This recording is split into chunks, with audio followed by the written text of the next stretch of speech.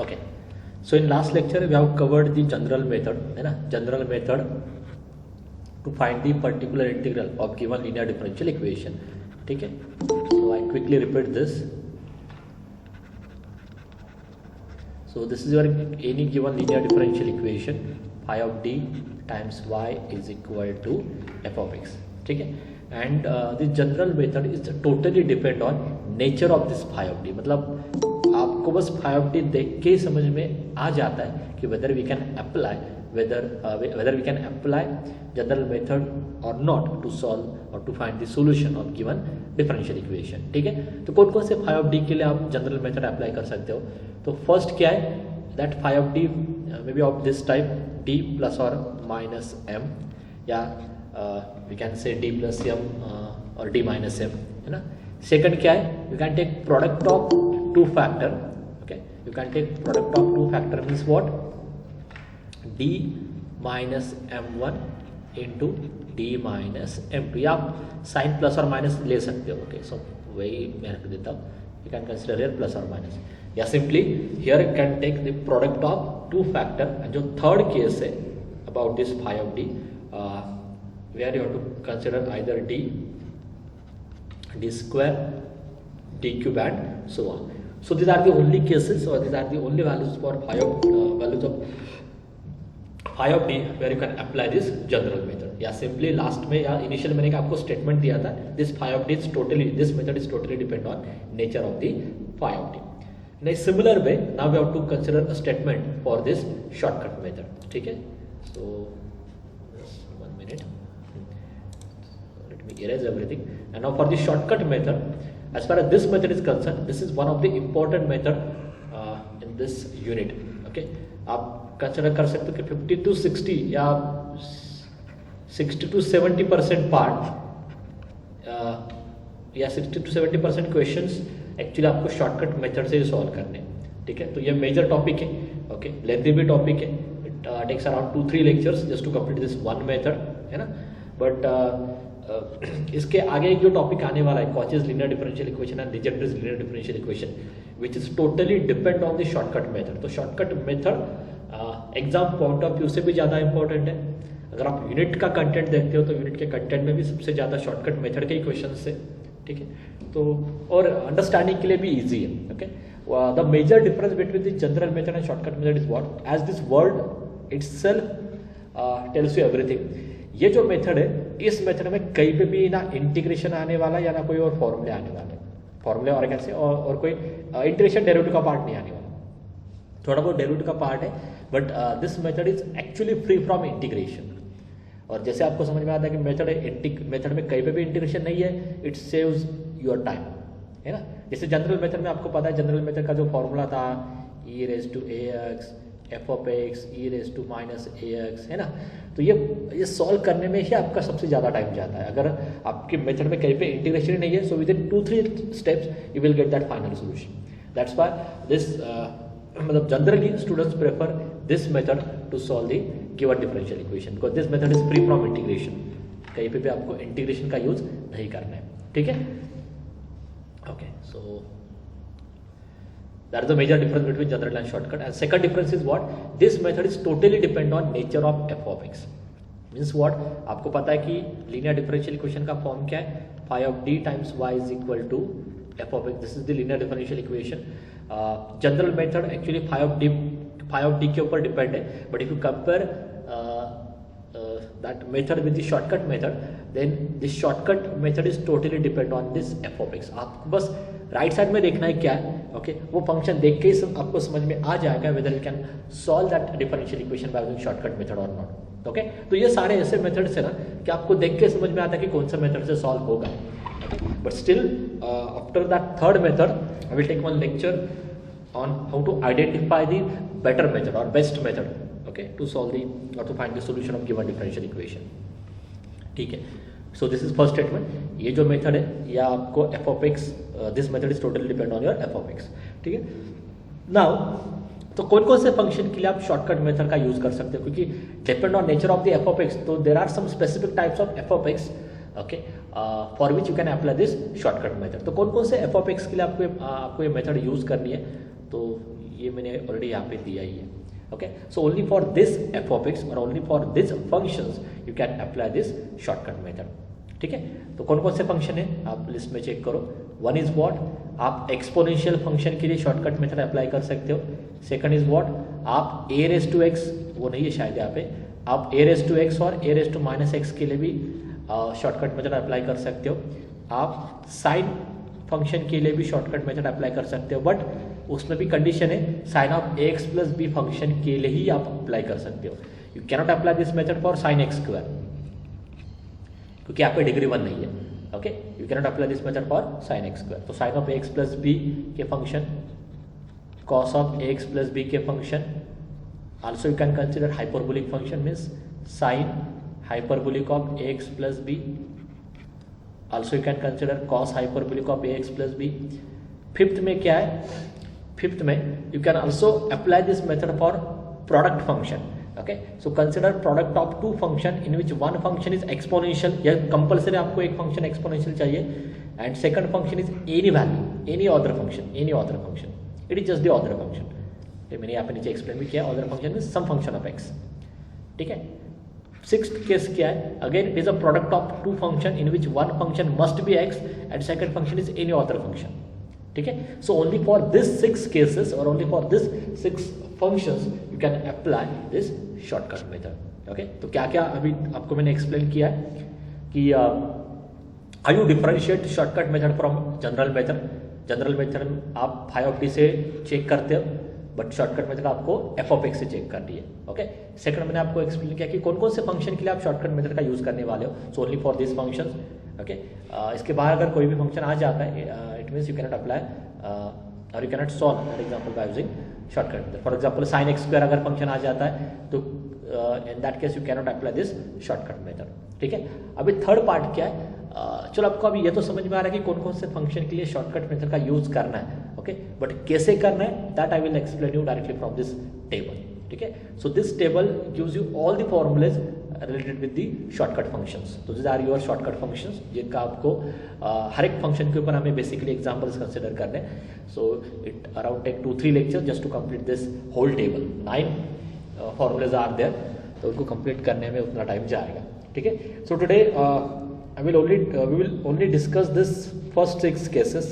इतना एक आज के लेक्चर में हमें डिस्कस करना है, एंड रिमेनिंग जो भी केसेस है वो नेक्स्ट लेक्चर में वैसे भी आ जाएंगे। ठीक है, okay, now how you use this table to remember the formulas on shortcut method, या बेसिकली इस टेबल का यूज कैसे करना है that I need to explain first. Okay, so this shortcut method is used to find the particular integral, and what is the formula for particular integral? yp is equal to 1 upon phi of d into f of x। ये आपका क्या है formula है, 1 upon phi of d into f of x। ठीक है, तो first क्या है, let me start with the first में आपको फंक्शन क्या लेना है, e raised to ax लेना है। So if my function, if this value is e raised to ax, तो आपका फॉर्मूला क्या है, व्हाट इज आवर फॉर्मूला क्या है, ये सारी चीजें आपको करनी है वाई पी। तो फॉर्मूला क्या है, फॉर्मूला आपका क्या है, just replace D by A, just replace D by ए। तो आपको करना क्या है, जहां पे डी था उसके जगह पे ए रख दो, तो क्या होगा ये, which is equal to 1 upon phi of d में डी के जगह पे अगर आप ए रखते हो तो it become phi of a into this e raise to a x, f of x as it is a raise to x. ठीक है, ये आपका फर्स्ट फॉर्मूला। तो सिंपल है, ना इंटीग्रेशन आता है ना कुछ डेरिवेटिव आता है, आपको बस करना क्या है, वाई पी में। Okay, in this Y P just replace D by A, हो गया। सेकंड क्या है, ए रेज टू एक्स में there is one more case, और A raise to minus X, ये आपको मैं चेंजेस करके देता हूँ, या ये आगे भी कहीं पे किसी टेबल में मैंने एडजस्ट किया है। तो अगर ए रेज टू माइनस एक्स का फंक्शन आता है तो आपको रिप्लेस करना है माइनस लॉग ए से। ठीक है, just remember this one more addition. तो ए रेज टू एक्स में आपको करना क्या है, डी के जगह पे लॉग ए रख देना है, हो गया। A raise to minus X के केस में just replace D by minus log A, correct, and remaining thing as it is, मतलब इस वाई पी में D equal to log A रख दो, हो गया, D equal to minus log A रख दो, हो गया, like that. And now for sine and cos function, तो साइन एंड कॉस फंक्शन में इंपॉर्टेंट चेंज क्या है, यहाँ पे आप डी रिप्लेस नहीं कर रहे हो, आप यहाँ पे डी स्क्वायर को रिप्लेस कर रहे हो, है ना। So in case of sine and cos function replace D square by minus into A square, minus into A square, sorry minus into A square. Okay, आपका ही कंफ्यूजन हो जाता है, आप क्या करते हो माइनस अंदर लेते हो ब्रैकेट के, फिर उसका स्क्वायर करते हो, तो it become plus A square. आपको पहले माइनस देना है और जो ए की वैल्यू है उसका स्क्वायर करना है, ठीक है। So here replace D square by minus in bracket A square, cos भी आता तो वही रिजल्ट है, replace D square by minus a square. तो आपका ऑब्वियस क्वेश्चन होगा कि फिर डी को क्या करना है। Okay, there is no change in d, keep that d as it is, d को वैसे ही रख दो, डी में कहीं पे कुछ भी चेंजेस नहीं करने, आपको बस डी स्क्वायर को रिप्लेस करना है, ठीक है। So this the major change between this first two function and next four functions. Sine hyperbolic and cos hyperbolic में भी ऑलमोस्ट सिमिलर रिजल्ट है।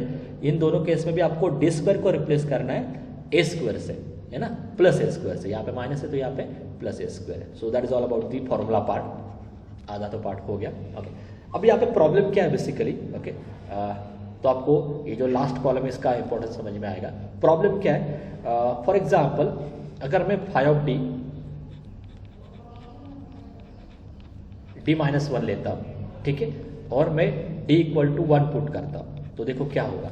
अगर फाई ऑफ डी मेरा d माइनस वन आता है, so it become 1 upon d minus one, और यहाँ पे कुछ तो f ऑफ x है ना, ये आपका सपोज yp है, ठीक है। Let me change the colour so that you can see it properly. तो अगर यहाँ पे मैं अगर d इक्वल टू 1 पुट कर देता हूँ, तो यहाँ पे प्रॉब्लम क्या हो रही है, ये जो डिनोमिनेटर है वो 0 आ रहा है, 0 times f of x, correct. So there are some values for d, है ना। कौन कौन सी वैल्यूज है, d equal to a, d equal to log a, d equal to minus log a, d equal to minus a square, minus a square, a square, a square. Okay, तो किसी ना किसी एक केस में you may get this denominator to be 0। Okay, तो ऐसा हो सकता है कि आपको किसी एक केस में you will get this denominator to be 0। जिससे आपका डिनोमिनेटर 0 आता है, then that solution become infinite because 1 by 0 is actually infinity। तो जिससे आपका डिनोमिनेटर 0 आता है, तो आपकी yp की वैल्यू आपकी क्या आती है, इन्फिनिटी। ओके, बट आपको पता है कि आपका जो सोल्यूशन आने वाला है वो बाउंडेड सोल्यूशन आने वाला है। ओके, अनबाउंडेड का तो सिलेबस में है ही नहीं। ओके, अनबाउंडेड इसलिए नहीं आ रहा क्योंकि आपके सारे फंक्शन कंटिन्यूअस है, डिफरेंशिएबल है, बाउंडेड सेट के ऊपर डिफाइंड है, therefore you must get the bounded solution। so if that denominator becomes 0, you will get the unbounded solution, okay, which is not true। okay, so that part is called as case of failure। okay, I hope it is clear to everyone। so there are some cases where your denominator becomes 0 and that part is called as case of failure। अभी आपका question क्या है कि अगर ऐसा कहीं पे हो रहा है, मतलब जहाँ पे जैसे यहाँ पे मैंने आपको शो किया था d इक्वल टू 1 लेने से आपका डिनोमिनेटर 0 आ रहा है, then how you remove this case of failure part. Okay, so how you remove this, तो उसके लिए आपको क्या करना है, just remember this two results. So how you remove this case of failure, so for that पहले आपको करना क्या है, केस ऑफ फेल्यूर को रिमूव करने के लिए in first step multiply that yp by x, multiply yp by x and replace denominator 1 5 of आपका डिनोमिनेटर में ही आता है, तो replace denominator by it's derivative. Okay, second statement क्या है, replace this denominator by it's derivative. ठीक है, तो ये आपको करना है। ओके, बट जैसे यहाँ पे आपको मैं शो करता हूँ, आपका yp क्या था, या yp is equal to 1 upon phi of d into f of x. आप एज्यूम करो कि आपके नीचे की वैल्यू आपकी 0 आ रही है, तो आपने क्या किया है, इसको x से मल्टीप्लाई किया है, जो आपका डिनोमिनेटर था उसके जगह पे उसका डेरिवेटिव लिया है, remaining terms as it is. ठीक है, ये आपको मिल गया। फिर से आप क्या करोगे, इसको सॉल्व करने की कोशिश करोगे। अगर फिर से आपका डिनोमिनेटर 0 आता है तो फिर से आपको x से मल्टीप्लाई करना है, फिर से आपको डिनोमिनेटर को उसके नेक्स्ट डेरिवेटिव से रिप्लेस करना है, not to keep that function as it is. फिर से अगर 0 आ रहा है तो फिर से आपको मल्टीप्लाई करना है, again not to replace this denominator by its next derivative in order to keep that f of x as it is. So continue this until and unless you will get that non-zero value in the denominator. ठीक है, ये आपको मैं और भी अच्छे तरीके से एग्जांपल से एक्सप्लेन करता हूँ। Now just remember this two statements. This is what I want from your side. Okay, how you remove the case of failure part? उसके लिए आपको करना क्या है, multiply that yp by x, correct? And second is what? Replace denominator by its derivative. ठीक है. Now let me take some examples directly. Okay, so let me start with the first case. Exponential आने वाला है, exponential का term आने वाला है right side में. Okay, so your first question is like this. Question 1, solve d square minus 5d plus 6 times y is equal to 3 e raise to 5x. तो पहला आपका क्वेश्चन आ जाएगा कि why we have to solve this example by using shortcut method. Okay, क्यों करना आपको shortcut method से? क्योंकि यहाँ पे राइट साइड में आपको एक्सपोनेंशियल का टर्म आ रहा है और शॉर्टकट मेथड में exponential a raise to x sine cos sine hyperbolic cos hyperbolic इन फंक्शन के लिए आपके पास डायरेक्ट फॉर्मूला है. Okay, since exponential function is the shortcut function as far as this method is concerned, therefore we solve this example by using shortcut method. ठीक है, exponential की वजह से आप इसको शॉर्टकट मेथड से सॉल्व कर रहे हो. अगर यहाँ पे मैं साइन एक्स स्क्वायर लेता हूँ so you cannot apply this shortcut method. ठीक है, ओके. नाउ ये तो अभी क्लियर हो गया कि आपको शॉर्टकट मेथड से सॉल्व करना है. And what is the solution of this? Solution आपका क्या आता है? Y c plus y p. तो दो सॉल्यूशन आते हैं. वाई पी तो आप शॉर्टकट से करने वाले हो, बट वाई सी तो आपको करना होगा. Okay, by using our regular approach. तो वाई सी के लिए आपको क्या चाहिए? ऑक्सिलरी इक्वेशन चाहिए. So consider the auxiliary equation that is d square minus 5d plus 6 is equal to 0. इसके रूट्स कैलकुलेट करो. रूट्स आपके आते हैं 3 and 2. This roots are real and they are distinct. Real and distinct में real and distinct इसका meaning क्या होता है कि रूट्स आपके सारे रियल है और कोई भी रूट आपका रिपीटेशन में नहीं आ रहा है. तो आपका कॉम्प्लीमेंट्री फंक्शन क्या होता है? C1. अगर वो रिपीटेशन में नहीं आ रहा तो उसके कोएफिशिएंट में आपको बस एक कांस्टेंट कंसिडर करना है ना. तो C1 e raise to 3x as this root is non repeated. Second भी आपका नॉन रिपीटेड है e रेज टू 2x, तो इसके कोएफिशिएंट में भी C2 आ जाएगा. अगर ये रिपीटेशन में आता है तो आपका कोएफिशिएंट चेंज होता है by a polynomial of degree k-1. अगर k टाइम्स रिपीट हो रहा है तो कोएफिशिएंट k-1 में आ जाएगा. So therefore its complementary function is c1 e raised to 3x plus c2 e raised to 2x. आधा पार्ट आपका हो गया. Now let me calculate the particular integral. So yp is equal to 1 upon phi of d into f of x.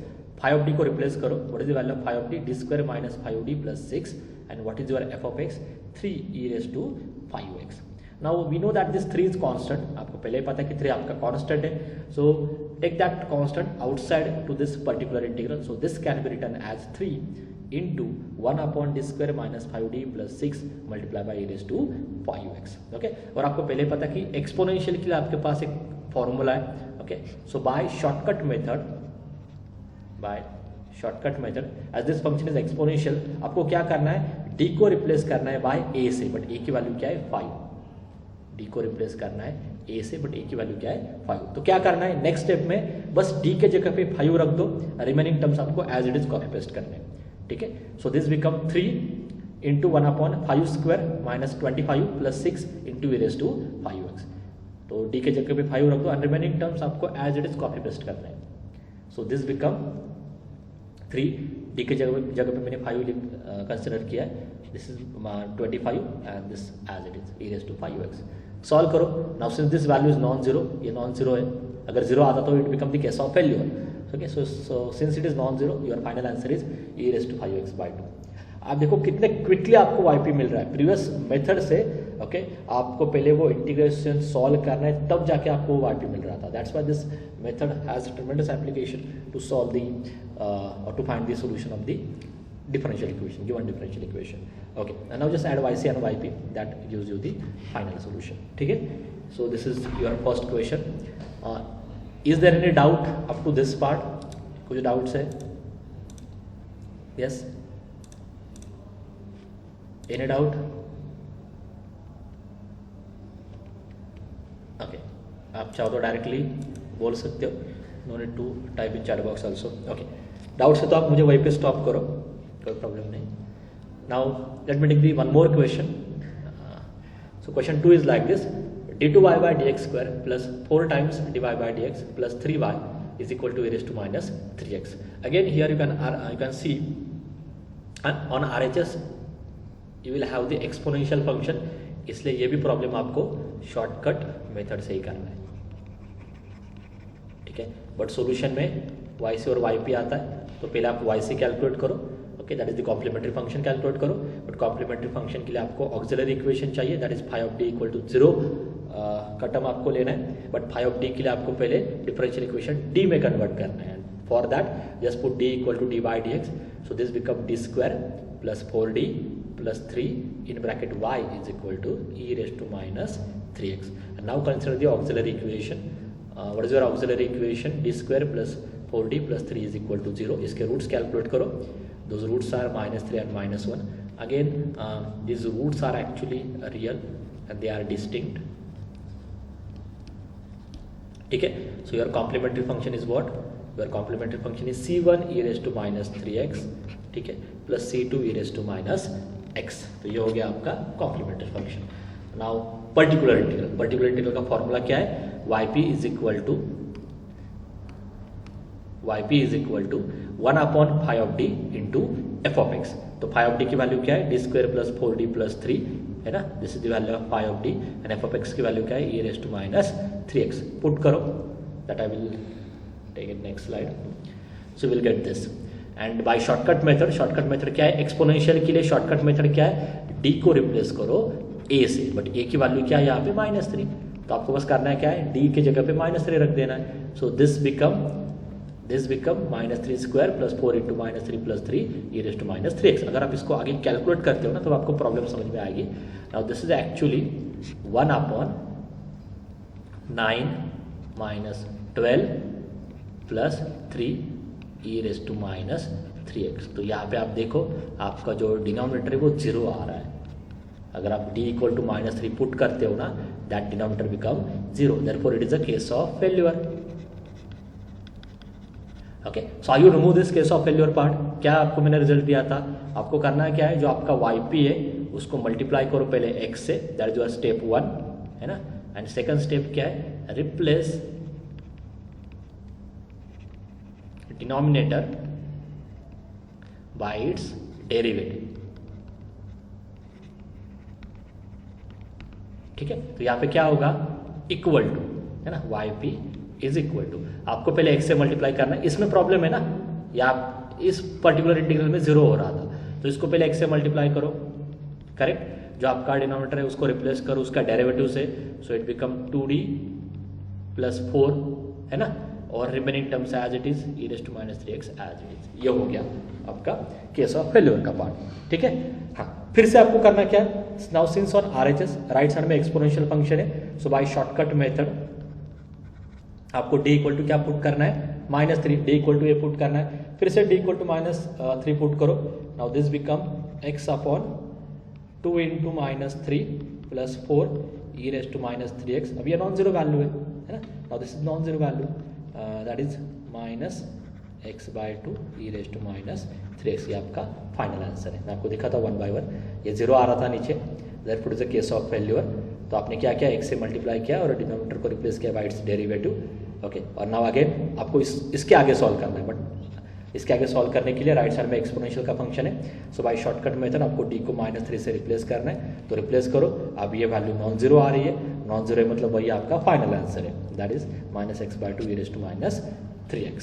ठीक है. Okay, just add yc and yp, that is your final solution.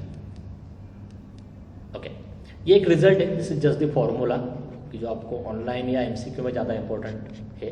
Okay, तो इसका proof actually आपको करना क्या है? आप चाहो तो n इक्वल टू 1 के लिए प्रूव करो, n इक्वल टू 2 के लिए प्रूव करो, चाहो तो n इक्वल टू 3 के लिए प्रूव करो, डायरेक्ट जनरलाइज करो फॉर n. ये एक अप्रोच है. ओके, मैं क्या कर रहा हूँ? मैं क्या करता हूँ? आपको एक सिंगल किसी एक पर्टिकुलर n के लिए एक्सप्लेन करता हूँ. For example n equal to 4 के लिए मैं आपको बोलता हूँ कि ये वैल्यू कैसे मिल रही है, why you get this x raised to n upon n factorial e raised to x, और आप उसको फिर आगे जनरलाइज कर सकते हो. मैं आपको 4 के लिए एक्सप्लेन करूँगा, आप चाहो तो डायरेक्टली n के लिए लिखो. ओके, इसका प्रूफ आपको नहीं आने वाला. This is just for your understanding. Okay, so here I will find value of this yp which is 1 upon d minus a for n equal to 4. so d minus a raised to 4 e raised to x. मुझे ये case solve करनी है. ठीक है, चलो.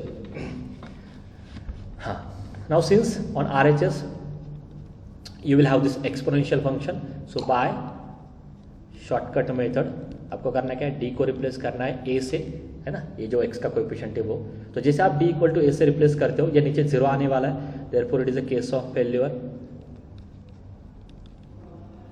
Case of failure तो आपका result क्या है? आपको x से मल्टीप्लाई करना है.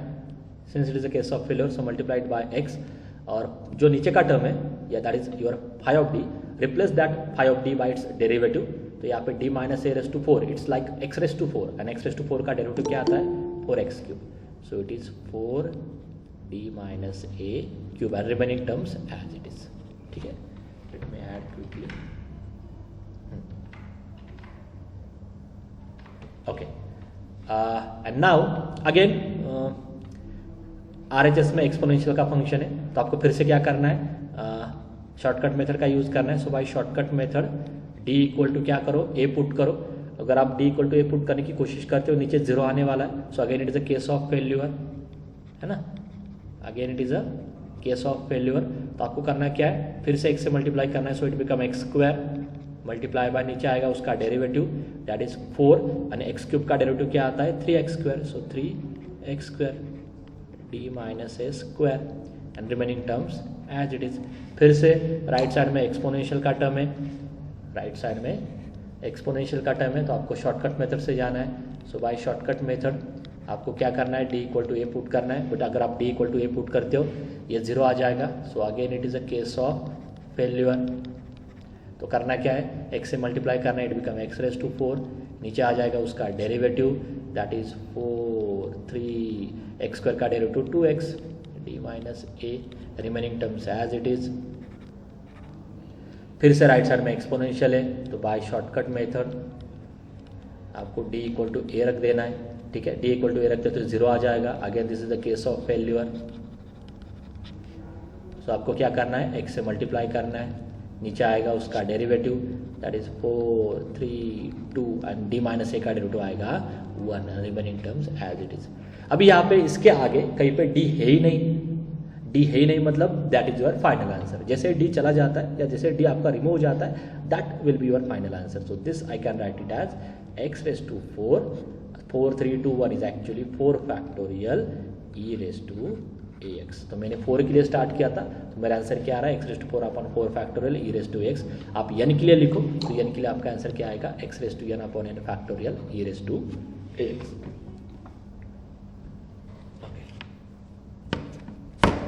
नाउ नेक्स्ट पार्ट, ये प्रूफ मैंने दिया है ऑलरेडी, यहाँ पे आप पीछे देखो, वो भी रेफर कर सकते हो, या आप डायरेक्टली एट देन आपको फॉर्मूला याद रखना है.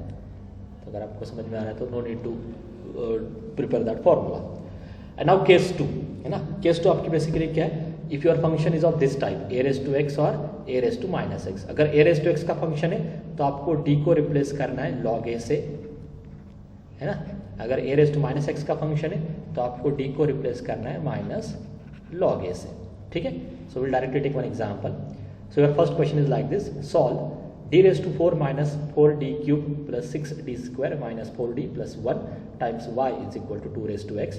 यहाँ पे आप देखो राइट साइड में या RHS में a रेस टू x का फंक्शन आ रहा है, a रेस टू x का फंक्शन आ रहा है, इसलिए ये क्वेश्चन आपको शॉर्टकट मेथड से सॉल्व करना है. ठीक है, हमेशा पहले ये देखो कि आप यही मेथड या इसी मेथड से ही क्यों सॉल्व कर रहे हैं, because that is the major part, how you decide your method. Okay, now since on RHS you will have this a raise to x function, therefore will solve by using shortcut method. तो solve करने से पहले आपको चाहिए auxiliary solution, तो उसके लिए आपको कंसिडर करना होगा auxiliary equation that is d raise to 4 minus 4d cube plus 6d square minus 4d plus 1 equal to 0. अब इससे पहले सारे पॉलिनोमियल की डिग्री लेस दैन 3 थी, इसलिए मैंने डायरेक्टली आपको बोला था because you can calculate that part from calculator. But can anyone tell me what are the roots of this polynomial, d raise to 4 minus 4d cube plus 6d square minus 4d plus 1 equal to 0. इसके roots क्या आएंगे, can anyone tell me this, just by watching this polynomial, या देख के किसी को समझ में आ रहा है इसके रूट्स क्या आएंगे. ये ट्रिवियल है इसलिए मैंने आपको पूछा. Yes,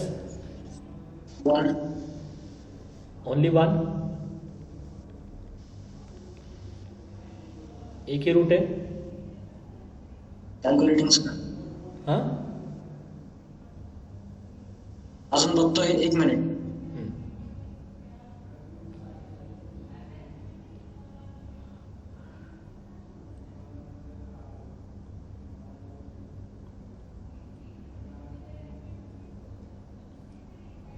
Yes, any other? What are the roots of this polynomial, इसके रूट्स क्या आएंगे? Just by watching this can anyone tell me कि what are the roots of this polynomial? 1 minus 1 3 minus 3. No. No. What is the simplification of this? किसी को पता है? What is the simplification of this? Yes? Yeah, what is this? What is d raised to 4 minus 4d cube plus 6d square minus 4d plus 1? What is this? Sir d minus 1 raised to 4. Good. तो आप ये miss कर रहे थे, इसलिए आप अगर आप कैल्स में जाते तो कैल्स में बस इतना ही मिलेगा, एक रूट दिखाई देगा, वहां से भी आपको आना चाहिए था। अगर आप कैल्स में इसको ट्राई करते हो, I think which is there in EX, ठीक है, अगर आप कैल्स में ट्राई करते हो तो कैल्स में एक ही रूट दिखाई देगा 1, आगे वो रूट ही नहीं शो करेगा। इसका मतलब that same root you have to repeat for 4 times, मतलब ये 1 1 1 1 ये आपका आंसर था। या चाहो तो आपको पता है these are the binomial coefficients 1 4 6 4 1, ये बाइनोमियल कोएफिशिएंट्स देख के समझ में आना चाहिए कि this is d minus 1 raised to 4 है, क्योंकि ऐसे ही क्वेश्चन आपको आते हैं थ्योरी में। इतना भी नहीं होता कि आपको प्रॉपर सिंथेटिक डिवीजन से ही जाना पड़ेगा। So since this is the d minus 1 raised to 4 which is equal to 0, तो आपके रूट्स क्या आएंगे? d इक्वल टू 1 1 1 1, ठीक है, okay. So since it is d minus 1 raised to 4, therefore your roots are 1 1 1 1. Now आपके पास एक ही root है, okay, एक ही रूट है, and that root is repeated 4 times. तो आपका YC क्या होगा? YC is equal to एक ही रूट है, 1 ही रूट है आपके पास, तो 1 के करस्पॉन्डिंग आपको पता है टर्म क्या आता है? e raised to 1 into x, that is e raised to x. But इसका कोएफिशिएंट यहाँ पे चेंज होगा, as this root is repeated 4 times, therefore its coefficient is actually a polynomial of degree 3. Okay, so you write a polynomial of degree 3, पहले लिखो c1 फिर c2x plus c3x square plus c4x cube. So this is the YC, correct? तो अभी मैंने आपको real distinct के भी cases explain किए, फिर से रिपीटेशन के भी केसेस मैंने सारे आपको एक्सप्लेन किए। सो नाउ ऑनवर्ड्स किसी को भी रियल में प्रॉब्लम नहीं आनी चाहिए कि कॉम्प्लीमेंट्री सोल्यूशन कैसे लिखना है। अगर अभी भी डाउट है तो आप मुझे फिर से पूछो, मैं एक और एग्जांपल लेके आपको एक्सप्लेन करूंगा, बट नाउ ऑनवर्ड्स ये पढ़ा भी आपका क्लियर होना चाहिए। Okay, so since only one root is there, that is e raised to x, and that root is repeated 4 times, therefore here in the coefficient consider the polynomial of degree 3. ठीक है, ये हो गया आपका yc का part. yp क्या होता है? yp is 1 upon phi of d into f of x। phi of d की वैल्यू पुट करो, f of x की वैल्यू पुट करो, और आपको पता है ये a raised to x का फंक्शन है, शॉर्टकट मेथड में ये फंक्शन है आपको, और उसका फॉर्मूला क्या है? What is the formula for a raised to x function? d को रिप्लेस करना है log a से, ठीक है। बट मैं क्या कर, यहाँ पे आप डायरेक्टली इस फॉर्मूले में ही आप d के जगह पे log a मतलब log 2 से रिप्लेस कर सकते हो, बिकॉज a is 2 हियर। आप चाहो तो यहाँ पे डायरेक्टली log 2 से रिप्लेस करके लिख सकते हो, that will be your final answer. या आप क्या करो, इतने लेंदी टर्म्स लिखने से अच्छा है कि इसका सिंप्लीफिकेशन लिखो, that is d minus 1 raised to 4, and then replace d by log, है ना। d को किससे रिप्लेस करना है? Bye shortcut method replace d by log 2। तो जहाँ पे d है वहाँ पे log 2 रख दो, एंड हो गया, कुछ ज़्यादा आगे सिंप्लीफाई नहीं करना है, and just add yc and yp, that is your final solution, ठीक है। Okay, I will take the one more example. So solve d minus 1 square into d plus 1 times y is equal to e raised to 2x plus 2 raised to minus x। अभी फिर से वही question है कि कौन से method से करना है। तो यहाँ पे जो आपका फर्स्ट टर्म आ रहा है ये एक्सपोनेंशियल टर्म है, ठीक है, तो इसलिए इस पार्ट के लिए आप शॉर्टकट मेथड का यूज कर सकते हो। जो सेकंड टर्म आ रहा है वो a raised to minus x का टर्म है, ये भी शॉर्टकट मेथड में है, ठीक है, और इन दोनों के एडिशन है, तो therefore we can solve this example by shortcut method, ठीक है। तो अब ये तो क्लियर हो गया कि कौन से मेथड से सॉल्व करना है। नेक्स्ट पार्ट, तो आपको चाहिए पहले yc, YC के लिए कंसिडर करो ऑक्सिलरी इक्वेशन, तो वो क्या आएगा d minus one whole square d plus one equal to 0। Roots क्या आएंगे, d minus one whole square की वजह से 1 1 एंड d प्लस वन की वजह से -1। तो यहाँ पे दो रूट आ रहे हैं, 1 एंड -1, बट उसमें से एक रूट रिपीटेशन में आ रहा है जो डिस्टिंक्ट है, पहले उसके लिए लिखो। तो C1 एक ही कोएफिशिएंट आएगा क्योंकि वो एक ही बार आ रहा है, e raise to minus x. और ये जो सेकंड है 1 का टर्म क्या आता है, e raise to x, but since that root is repeated 2 times, consider its coefficient as a polynomial of degree 1, that is what C2 plus C3x। तो ये आपका फाइनल YC है, ठीक है। So that YC is C1, मैंने बस reverse लिखा है, इट डजंट मैटर, आप किसी भी सीक्वेंस से जाओ। Okay, and now what is the particular integral. Particular integral आपका क्या होता है, 1/5 इंटू एफ ऑफ एक्स। 5 की वैल्यू क्या है, ये F of x is this.